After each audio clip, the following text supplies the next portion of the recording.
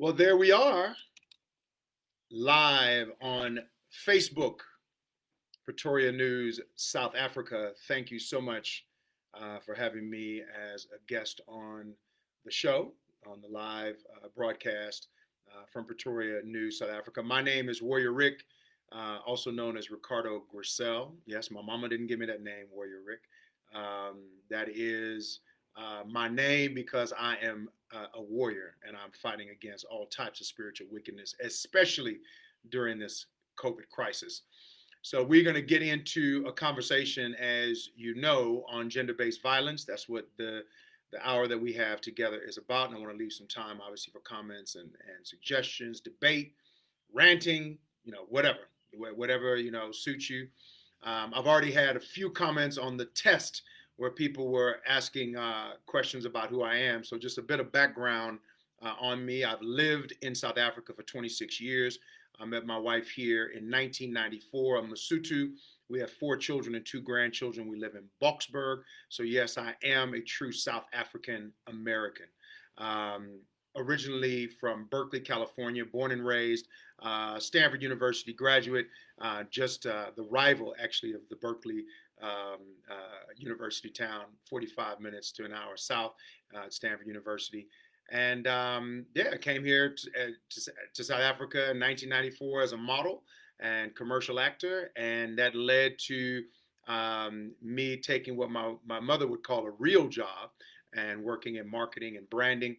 Some of you may know VWV, which is an events and production company in Kailami. And that's where I cut my teeth on a lot of the branding and marketing work in South Africa. I launched Cell C in 2001, many other telcos after that, including Virgin Mobile and some work with MTN, and launched Neotel as well, now that I recall. Wow, I'm aging myself here. So I want to get right into it in terms of gender-based violence. But just to let you know what I do now, my work is motivational speaking, inspiring and motivating people and organizations for transformation. So not just transformation in terms of Black economic empowerment, but more transformation in terms of being better than yesterday. That's what it's about. Isn't it about growth and development and graduating one step at a time?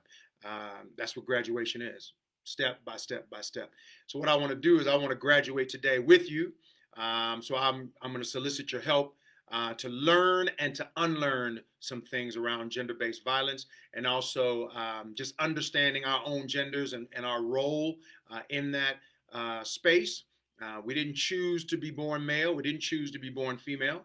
And a lot of times we get caught up in belief systems, I believe, in our environments, in our communities, whether it be churches, schools, friends, and family, that I think may lead us astray in terms of how, who we are and who we are in our relationships with the opposite sex. So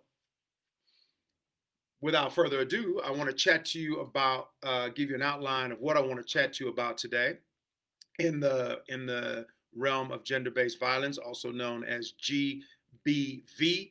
And I think starting with just kind of understanding what gender-based violence is, and understanding at the core what the types of gender-based violences are. They are rape, sexual assault, physical assault, forced marriage, denial of resource opportunities or services, and psychological and emotional abuse. What I want to do is I want to get into why the topic, why this topic of gender-based violence for me. Why would I even want to consider having this conversation around gender-based violence?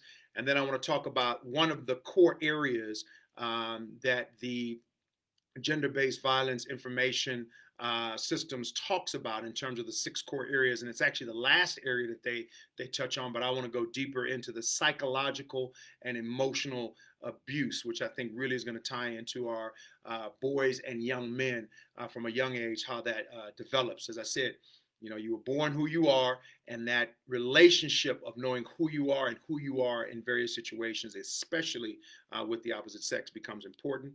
So why the topic, psychological and emotional abuse, and then I want to close with the power and strength of a gentle man. So you ready to get into it? You can type your comments. You can give me a shout out. I'd love for that. I'd love for there to be a split screen so you could just come up so I can see you. But I'm going to do this knowing that you're there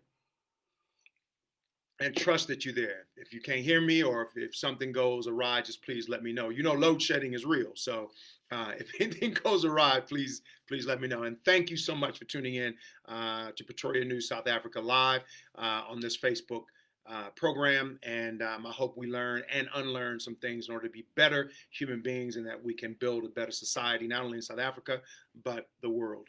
So why the topic? I think, my first sort of, reaction when it came to gender-based violence this year, because it is ongoing, and unfortunately, South Africa sits at the top in terms of the incidence of gender-based violence, and not just the psychological and emotional abuse, but those first ones I mentioned: rape and sexual assault, murder, which is not listed as one of the core areas, but it's a result of rape and sexual assault often, but even of psychological and sexual abuse. And it is so prevalent in our society. And I often, listen to, the reaction to victimization, or the reaction to the victims themselves, or the victims that are not here. And that's what, brings me to Tshegofatso Pule, who was a recent victim of gender-based violence. And the court proceedings are still going on. It has been extended. There is a suspect and who has been charged, and they're beginning to now go through the legal proceedings. But we often have that conversation in gender-based violence about, well, who is the victim and what can we do? And, oh, she's passed away. So let's, give our condolences to the family. And that is important. And I share my condolences and my heartfelt pain for losing a daughter. I have 4 children and 2 grandchildren, and most of them are girls. And I understand. I feel your pain. But I guess what we don't talk enough about is about the perpetrators, and about, why. As a man, as a father, and as a grandfather, I want to know why. I want to know, well, why would this happen? And that's obviously part of what the court proceedings are doing now. But even without a legal jurisdiction, and without the fancy legalese that'll go around in terms of gender-based violence, in my work that I do in terms of motivational speaking and facilitating conversations like this, is to be proactive, to understand the why. So Tshegofatso Pule really touched a chord with me, as well as the statistics in South Africa in terms of gender-based violence. But the statistics go further in terms of why this topic. So it's not just about the gruesome deaths and the sometimes mutilation and just unfathomable circumstances with which gender-based violence ends up achieving. It's also the imbalance economically. So for me, what has been quite daunting is recently with the COVID crisis, is that with 3 million unemployed, 2 million of them are women. Now, the reason why that I find that challenging is because we know we live in a patriarchal society. We know that. But on top of that, during a time when we need women more than ever, because more often than not, they're holding it down in the households. And whether that be in the townships or in the shanty towns, or whether it be in the suburbs or in the city, the women are having to hold it down.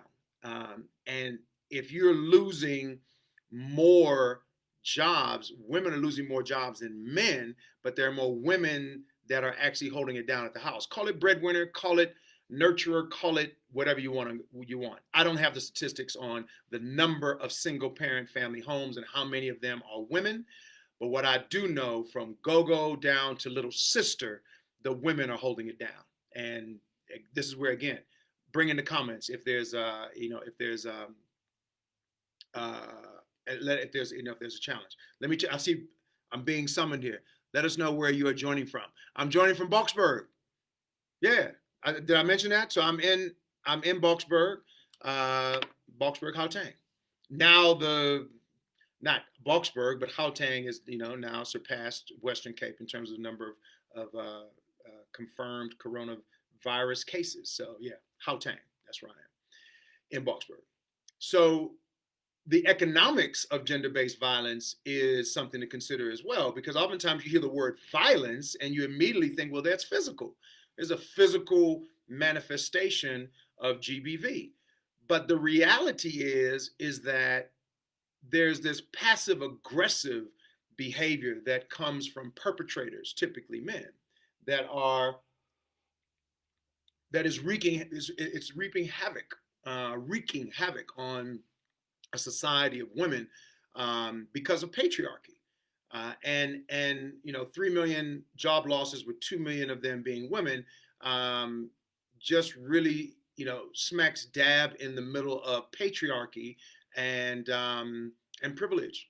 So we've been hearing, with the racism debates, we've been hearing a lot about white privilege and talking about how, black pain has to, continue to be rehashed and rehashed. And, were the perpetrators wrong? What did George Floyd do, to deserve this? Is that conversation of constant black pain and how could you? I mean, even Kanye West goes on and says, how could you be in slavery for 400 years? Was that a choice?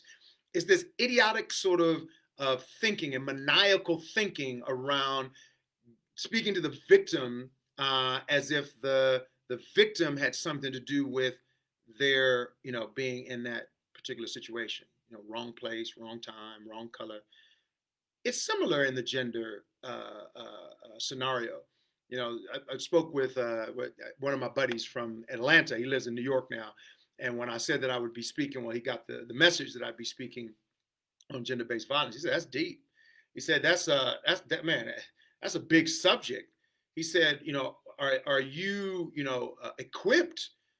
Are you bona fide to speak on the topic of gender-based violence?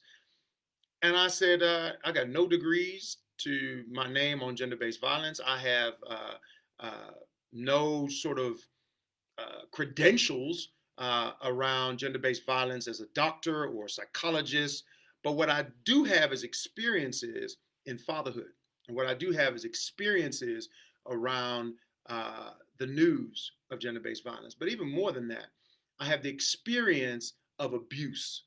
And this is where, in terms of why gender-based violence, that, I said I would be vulnerable. That's what I told him. I said, I'll be vulnerable and I will, breach the topic, because if we're waiting for leaders on the subject matter, if we're waiting for the experts, so-called, then I don't believe we're going to be able to learn and unlearn and be proactive against gender-based violence for our fathers, brothers, uncles, and young men who can actually make the difference proactively. And girls, you also play a role in terms of self-esteem and identity, which we'll tap into. But I really want to make sure that we get this across to our boys and our young men and our men. So this gender-based violence question oftentimes is left for the courtrooms and the victims and the big stories. But what's your story? My story is probably not unlike many, but when I grew up, I experienced abuse in my household. And in the experiencing of abuse in my household against my mother, I didn't know if that was normal, if it was abnormal, because no one spoke out against it. And I was too young to even consider speaking out against my father because that's not my place. And this is where gender-based violence often gets perpetuated. It gets perpetuated in the home.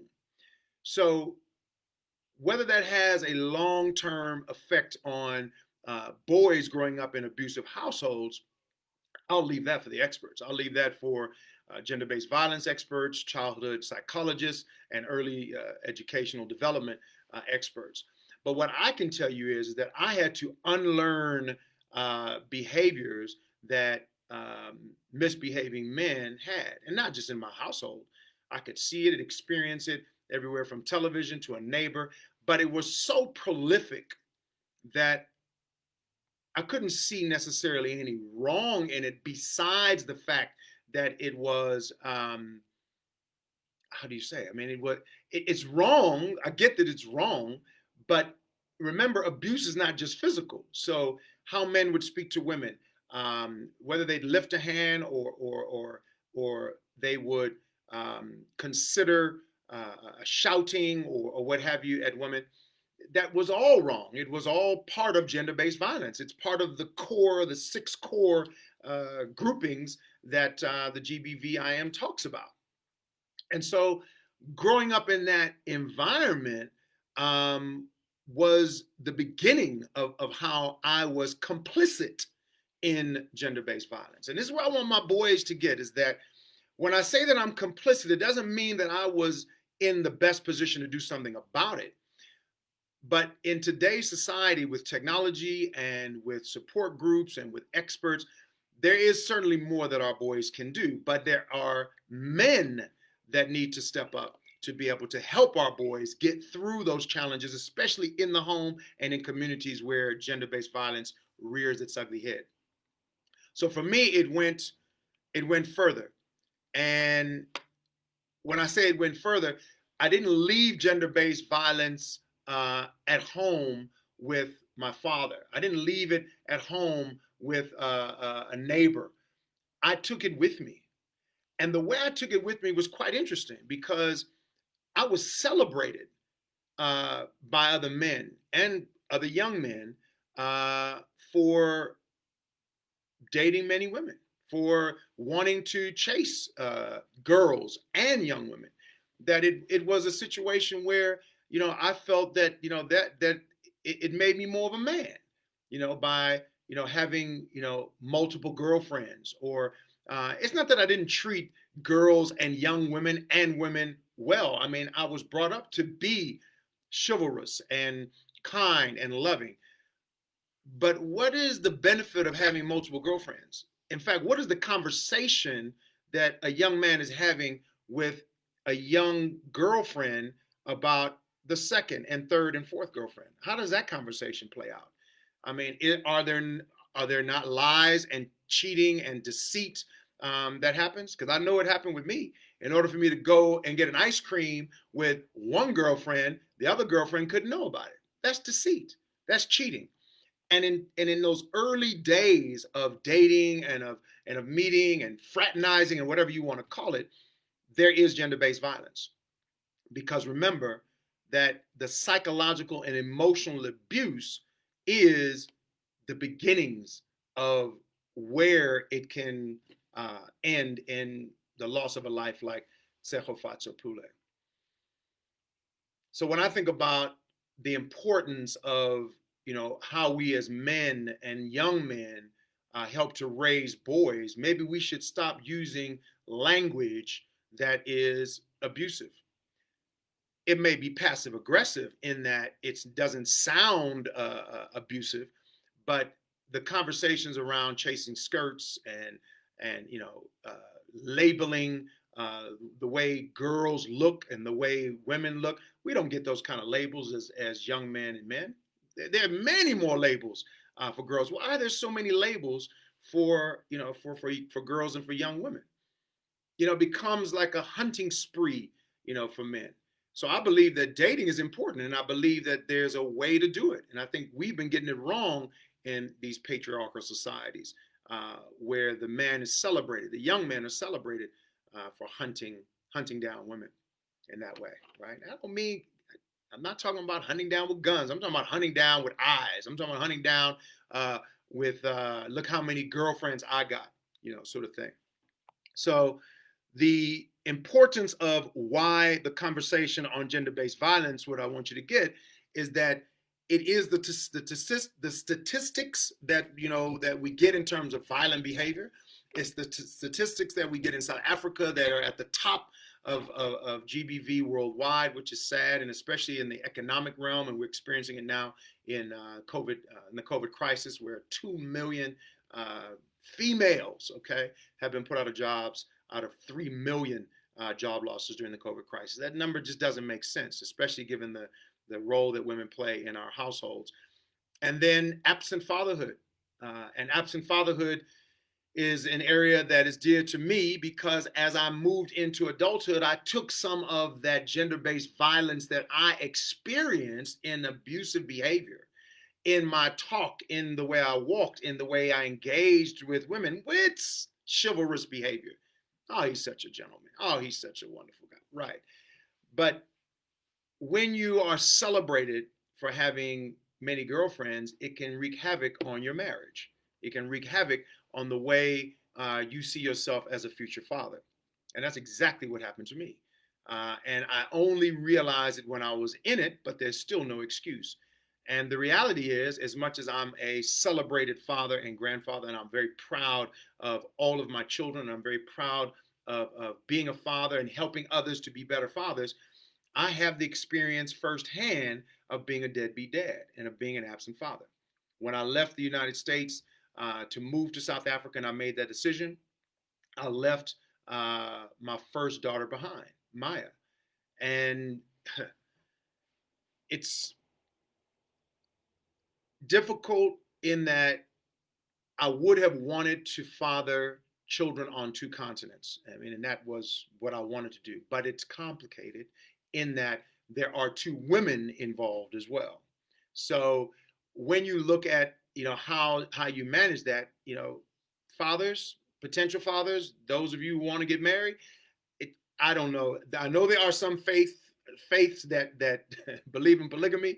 I don't recommend it because it is difficult enough to have a relationship with one person, but to have a relationship with two, and then to make things even more complex. There are children involved, becomes very difficult. So I didn't win. I lost in that thinking, and then trying to execute it even from South Africa to be at least a decent father who may not physically be around, but to at least help with finances and what have you. I failed there as well. It wasn't until much later that I was able to make good on my financial commitment with my daughter in the States.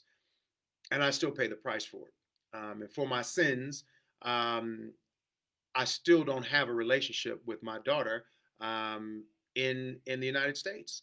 And that's hard. That's very, very difficult. And I really believe it stemmed from a lack of understanding, a lack of empathy for women, and a lack of understanding of how relationships work. And I think that is part and parcel of the gender-based violence issue that we deal with today, because the fallout from that is, especially besides the divorce, how does that play out in terms of my daughter, and what is her relationship with men, and how does she relate with other boys? Um, it can't be positive. It's obviously, someone mentioned on, to me, knowing I was coming on, is saying, I'm so glad that you're coming on to speak on this topic, Rick, so that we women won't see all men as trash. I get it. I get it. I understand it. I understand where you're coming from because if I'm reading the statistics, you're reading them as well. Um, but I don't want my daughter to see all men as trash. And I certainly don't want her to see me as trash. And I want her to see that in my vulnerability and my working to learn and unlearn behavior, that she can help me and that she can help others. And it's not even about her helping me as much as I want her to help herself, to understand that we're not perfect, and that it's about the progress and not about the perfection. So that's why gender-based violence. That's why I got into it. Thank you guys for tuning in, and I'm glad you sitting in, you're listening with your boys. Impo, thank you so much. Claudina, thank you for coming on, guys. Please type in your comments where you see fit. That's why the topic. That's why I wanted to speak to you on gender-based violence. I want to talk about this area, one of the 6 core areas that gender-based violence, G GBVIMS, speaks about in terms of the area. And they saved this one for last, the psychological and emotional abuse area. And I know why, because it doesn't seem as daunting. It doesn't seem as dangerous. But this is where I think my boys and my young men need to really focus on. It's the psychological and emotional abuse, which is where oftentimes it starts. And if our young boys and our young men are seeing their mothers abused in the household, they're helpless to help in many often. There are ways that they can help, but I understand why it's difficult. I experienced it myself, as I mentioned. So that psychological and emotional abuse continues. And how does it play out? It plays out where family members are covering for the abuse in the home or in the community, in the extended family. Um, Maybe because that man is, you know, I love it, but he's such a good man. He's such a nice guy. He has a job, and he takes us to the park, and he buys us things, and he makes sure that we have food on the table. But if you are psychologically and emotionally abused, what type of life is that? I think about the lockdown, and I think about, schools being closed, and I can see how gender-based violence can increase, because if a man loses his job and there's an expectation that he is going to continue to support the family, but he can't do it, how does that play out in terms of the relationship between the father and the mother, the father and his the the father and his own mother, the go-go who helps to look after the children? What about the children and the father? How does that relationship play out, where egos are involved, and where you're used to this man and this woman helping in certain instances to feed on average 11 people, but now there's no money coming into the household? How does that play out? And oftentimes it plays out with a lashing out, and it can be words, it can be physical, but it's abusive, especially during this COVID crisis. Children at home from school who normally would have an escape and be able to go to school and be with their friends and play rugby and cricket and netball and soccer. Um, they're cooped up in very small environments in most cases, and certainly their friends aren't around, their teachers aren't around, and they don't have that opportunity to communicate and to engage with people other than sometimes an abusive parent, which makes the COVID crisis just even that much more difficult when you think about lockdown. So the covering up for a family member, or a friend that is abusive is just so detrimental and is counterproductive in terms of trying to reverse the cycles of gender-based violence. And we're experiencing that, I think, firsthand with the COVID crisis. You know, tempered with alcoholism and other substance abuses that can cause it. With not working and unemployment as an escape, can be a huge problem. My heart goes out to the students who are not able to have their escape in theater and in extracurricular activities that they otherwise would have if they were in school. So patriarchy is at the root of the psychological and emotional abuse. Patriarchy simply means that it is the male line that is to run things and to benefit from running things. And even if a man in patriarchy is not running things, is not the head of the household, is not even going to work, there's an expectation that in patriarchy the man should still benefit just from, I guess, popping in from time to time. And that is got to stop, because there should be investment and reward. There shouldn't be reward from disinvesting in your family, or worse, causing destruction in your family. And that is where patriarchy becomes doubly difficult to understand. First of all, you're advantaged because you're a man, and then on top of that, you're advantaged even if you don't invest in your family, if you don't do the work. So acceptance of gender based abuse early stems from propping up men, uncles, grandfathers, big brothers, because they're male, and that's the problem.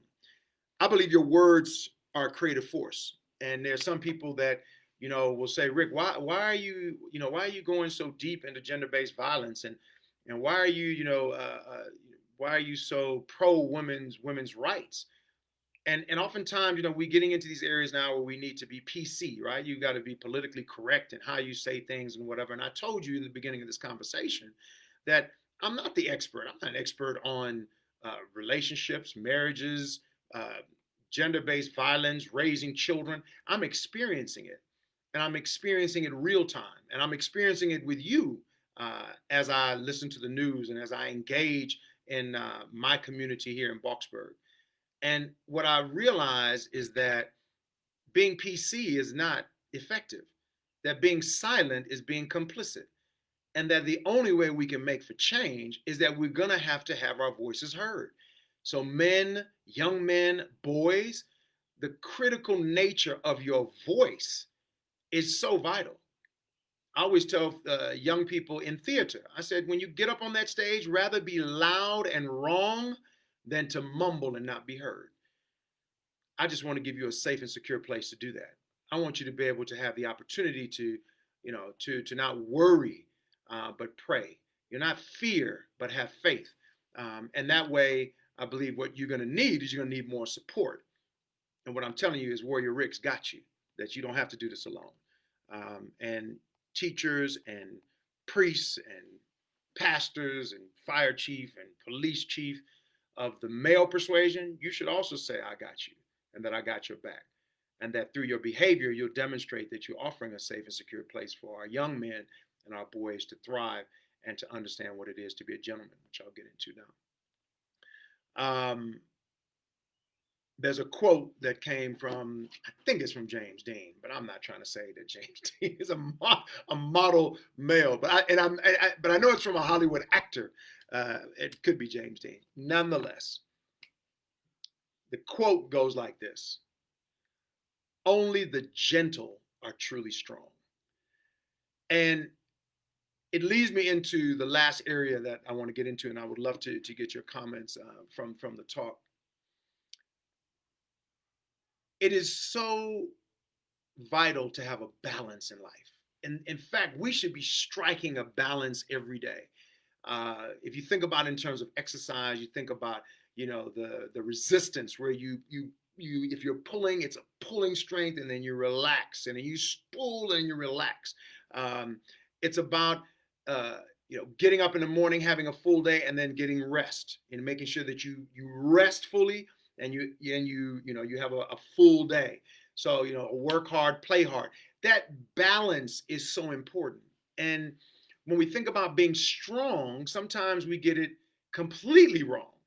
And we think about strong in terms of men, in terms of often bad behavior, shouting, yelling, being brawny, being massive, and yelling, and that's what we oftentimes ascribe to being strong. But any story that has impact in your life, think about what was impactful about the story, and you find that the strongest people have the softer sides. They have empathy. And empathy doesn't come from a space of I got the answers, or I'm in charge, or I'm running things. That's patriarchy. Patriarchy is greed. Patriarchy is selfish. Patriarchy, when you talk about gender-based violence, is deceitful. It's deceitful. To be strong means that you need to have a balance of being gentle, right? And that gentleness plays out in many, many different ways. So let's get into it. The power and strength of a gentleman. I love that term. He says he's such a gentleman. I love that. I think it's not always, for the right reasons, but the word itself is very powerful to say that he's such a gentleman. Thank you. He's such a gentleman. As I told you at the beginning, that I was oftentimes called a gentleman, but I was still abusive. I was still abusive in my behavior and my speech. My daughter, same daughter, Maya, in my mother's house where I grew up, I'll never forget this. My mother's brother, my uncle, was speaking Spanish to me, and I was responding to him in Spanish. And we were doing the fraternal thing. I hadn't seen him in years, ages. And my mother was ill at the time, and she was in hospital. So we were just there having a chat, and we were talking, and he was saying, "Yeah, so you've had lots of girlfriends. In fact, maybe this child is from a different mother." And I laughed like a little schoolboy. As a grown man, I laughed as a little schoolboy. Now, what I love about my daughter Maya is that she calls a spade a shovel. She called me out on it immediately, and we had already had a meeting of the minds on our estrangement um, and our difficult conversations that we were still having. And she said, I understand Spanish. I speak Spanish. I mean, you know that I got it like that, and you would laugh and just shrug it off as a frat, like a frat boy, just to say, how about speaking to your uncle in a way that challenges him? Yes, he's older, and yes, you got to respect your elders. And this is a conversation in South Africa that happens often. Trying to speak to the chief and trying to speak to the elderly, and the Magogos and the Madalas, and trying to have that engagement at work and at home. And how do you do that? Well, I said it before. If you don't have a voice, if you don't speak your voice out of respect but firmly, then you can never be a gentleman. You can't be. You've got to be strong and gentle. You got to get that balance right. So the opportunity was missed. I had the opportunity to be firm, to be resilient, and to demonstrate that my daughter is my heart, is my love, and I respect her, and I respect her mother. And you can't speak to me nor to her in that way. It's wrong. Your words are a creative force. So when you speak, think about who you're speaking to, who you listen to, and how you behave, because those things manifest. They manifest in the real world. Be mindful of your tongue, and that was a missed opportunity. So that, for me, in terms of being a gentleman, is such an important part, because when you talk about being a gentleman, you should be behaving like a gentleman, right? I always tell people all the time, it says you can decide to have a good day or a bad day just by getting up and saying, good morning, I'm great, blessed and highly favored, I'm gonna have a great day. Or you can decide it's cold, I'm tired, don't feel like it, it's cloudy, it's raining. It's you decide. So using these words as a creative force is important in terms of understanding the power of getting that balance and that power of strength and of being gentle. I found that acts of kindness and generosity and as I said, empathy are the makings of a gentleman. And a gentleman who has the awesome accountability of raising boys should pass that on. You've heard it before. Boys will be boys. Yeah, well, I'm not trying to perpetuate patriarchy. So boys will be boys. What does that mean, right? Be careful what you say. Uh, you know, we don't want to perpetuate patriarchy. We want to consider and create and celebrate equality, because therein lies the opportunity for people to feel safe and secure in any environment so that they can thrive. You can't thrive in an environment as a girl and around men who are misbehaving. You can't thrive in that environment. And why are girls and young women always having to fight for their equality? Why is it always a fight? Why is it always a question? And then we prop up, an individual and to say, yeah, but there's a woman who's a CEO of an organization. What has she been through? What type of experience has she had in terms of getting work and in terms of the recruitment process and the interviews? So being a gentleman comes with speaking into existence what you want for your daughters and your sons. And it comes from understanding that your words are a creative force, and that when you call a woman a girl, you've already stepped into some very, very prejudicial territory. Because what you're saying is that that adult person is still a child, and it's the beginning. It's the very early stages of the way our young men speak to our young ladies, high school students. Very important that we know when to use the term boys, girls, young women and young men appropriately. So that is that's my time. I want to leave some time for you to chat, just to understand where you are and where we are, so that we can help each other. I think the the point that I would love to get across to you is that if we constantly wait for there to be victims and we think that it's going to be the policing and it's going to be the judicial system to fix gender-based violence, then we've already lost. I really believe that the solution lies in going after the perpetrators. And I'm here to tell you that the perpetrators are men. And if the perpetrators are men, then they were once boys.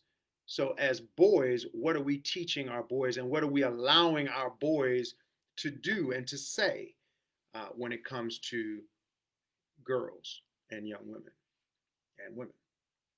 What is how do those conversations play out? And what do young men and even boys think about the Tsechofatso Pule and the thousands of victims to gender-based violence? What do they think about that? And what do they think about girls being bullied at school? How do those conversations play out? And that's where I would love to see boys and young men stand up and say it's wrong, it's not right, and they may find it difficult to stand up, but therein lies the opportunity when we welcome the challenge to be able to stand up and have our voice heard in defense of stopping gender-based violence, that I think we win.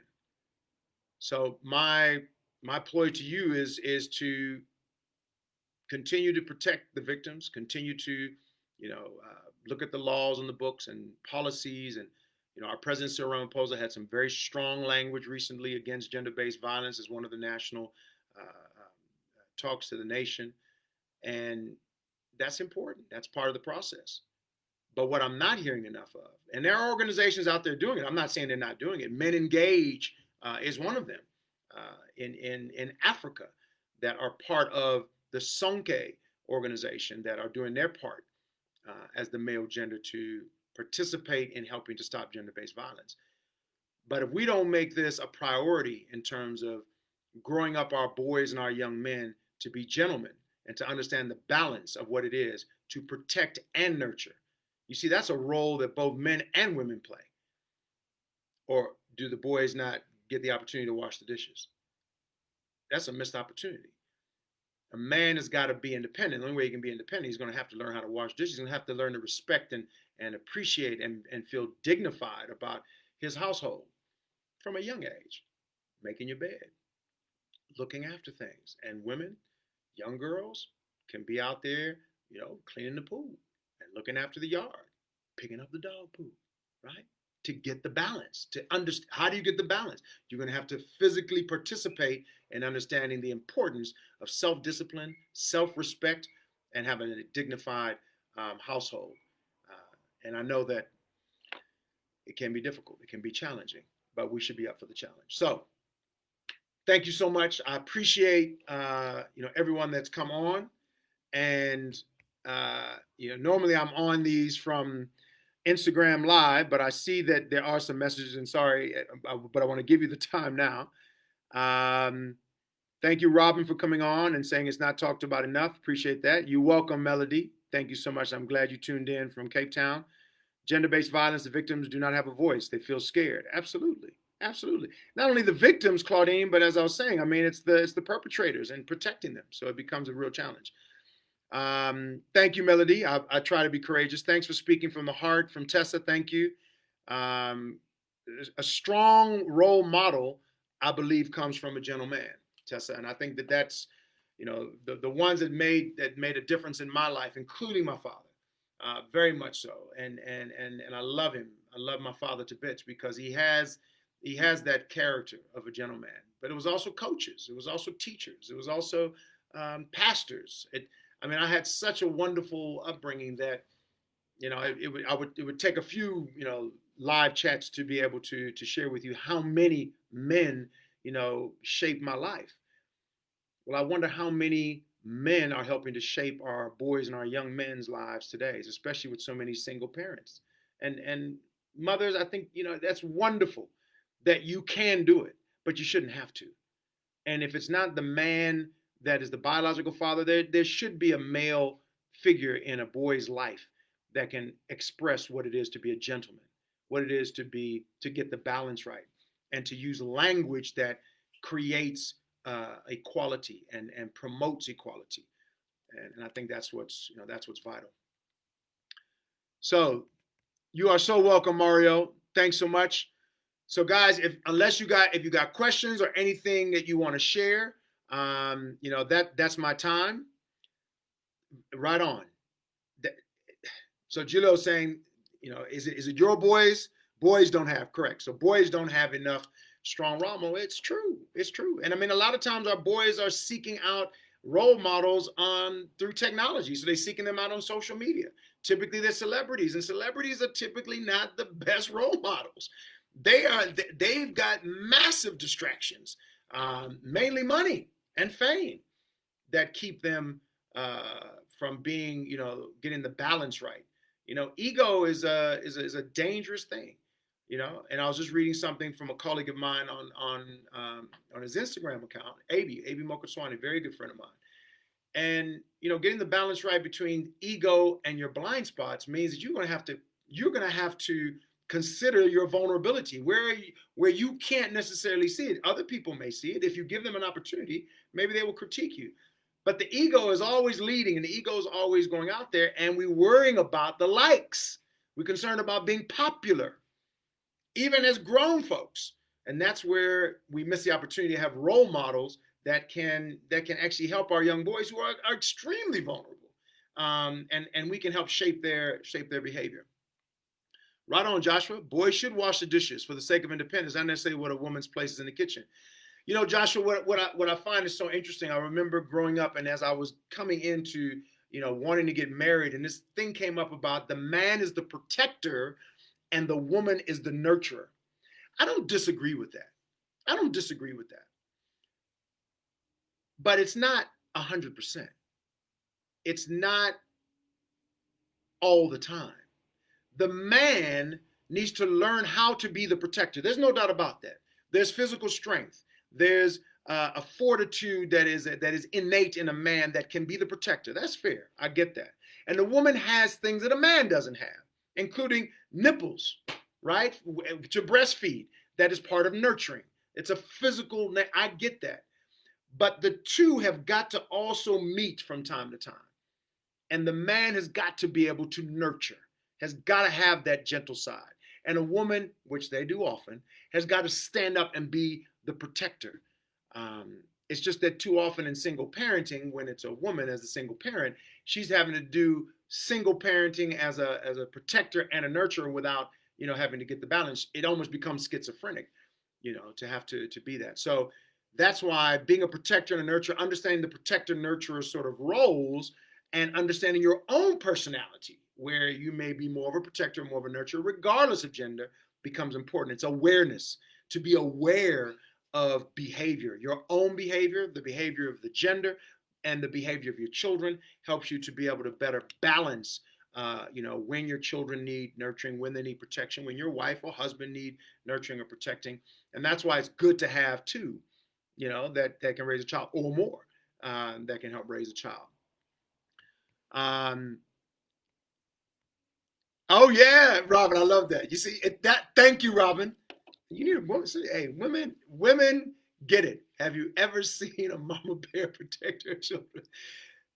I tell you what, nature is a reminder, right? I think that just puts us men in check.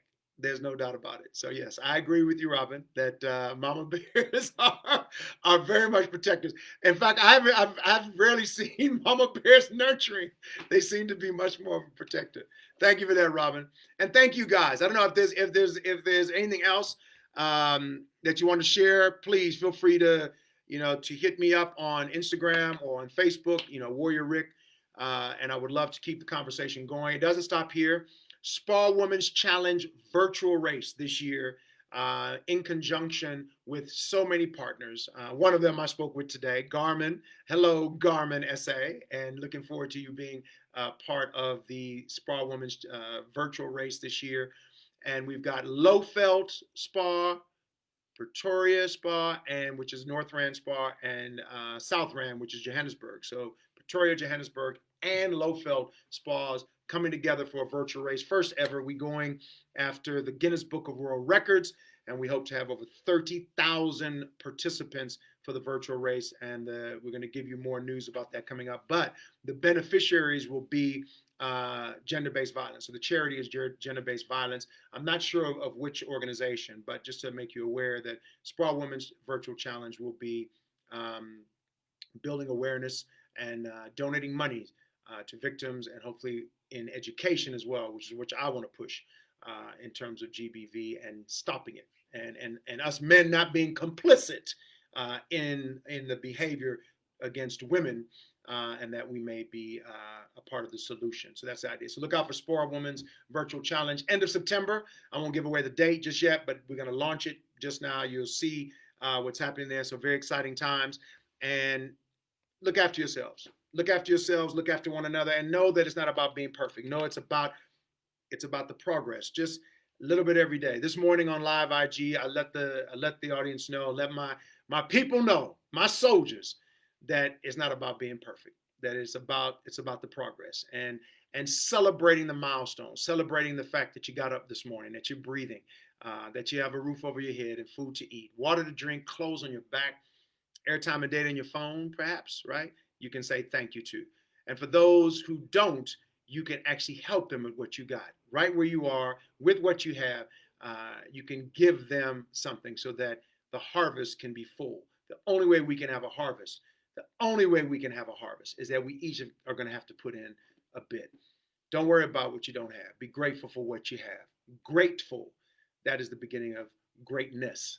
And I pray that as you know that God is great, that you recognize that as you are made in his image, that's what makes you great, nothing else.